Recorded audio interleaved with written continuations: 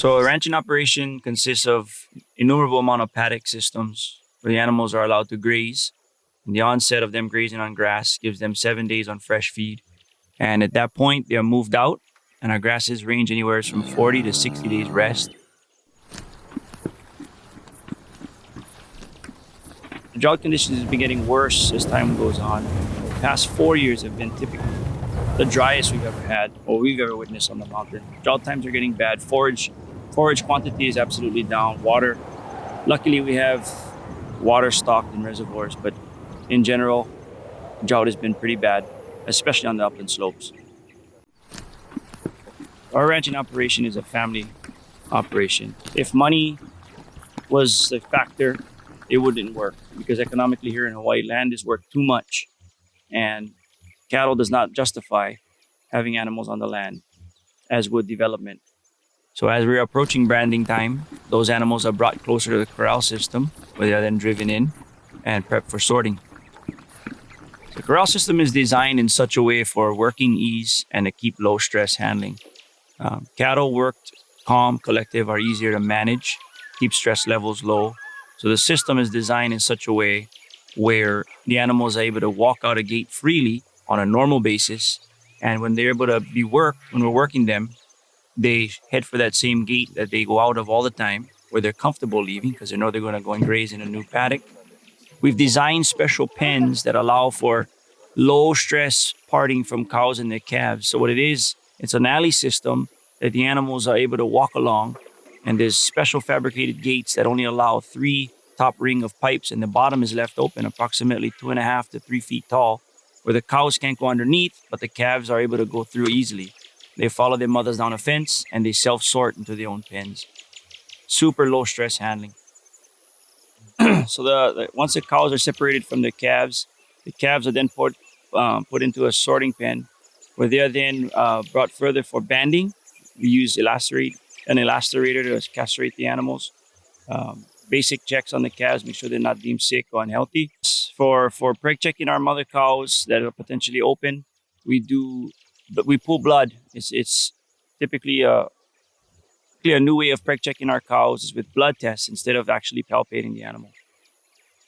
Anytime you're handling animals, cattle in particular, you need to be careful. You need to have a watchful eye. Animals, so you raise those animals to be as calm and as docile as possible. You never can tell. So some of the dangers are just having a rogue animal. There's a lot of accidents. So it's just being careful and being conscious of where you are and what you're doing.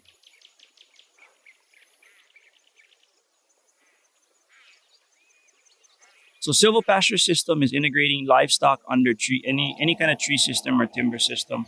We have production koa that is located on the ranch, and we have the animals rotating and grazing under them. So it's basically a diverse ecosystem where both elements can coexist. You can have livestock production as well as timber production.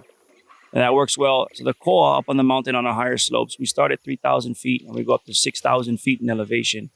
The trees act as a water retention system where the fog drip comes in the afternoon. Those trees catch a lot of water, puts it back into the ground.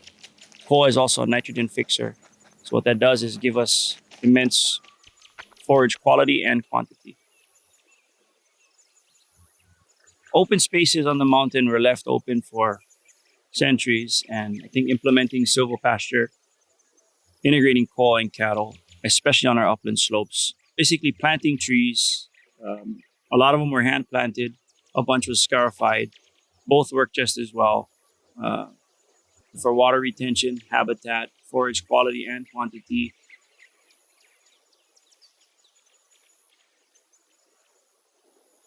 So on the crew is all family. So we got family and friends, my kids, my 2 daughters, my other half. It's just a family event. My father, everyone, my father sort of pioneered this process where we are as far as a ranch here in Hawaii. He's pioneered genetics, prime beef genetics in Hawaii. Over the 35 years, he's implemented genetics from all over. My father owns cows in Texas, which we then flush and do embryo transfers. And we put those in surrogate mothers here, which provides us with our seed stock, both bulls and replacement heifers.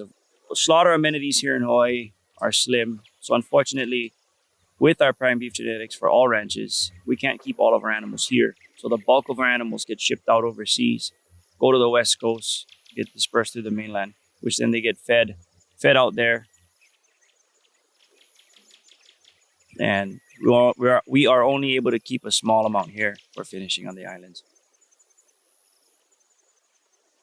It's a family-oriented thing, multi-generational ranching operation. We only have family and friends that come. It's never about money. It's never from an economic standpoint. It's basically a time to get together, do a job, enjoy. This is really what it is. If money was the factor, it wouldn't work. So development of the pet food operation allows us to be resourceful to help solve the problem of not having a venue to go and take those animals to slaughter.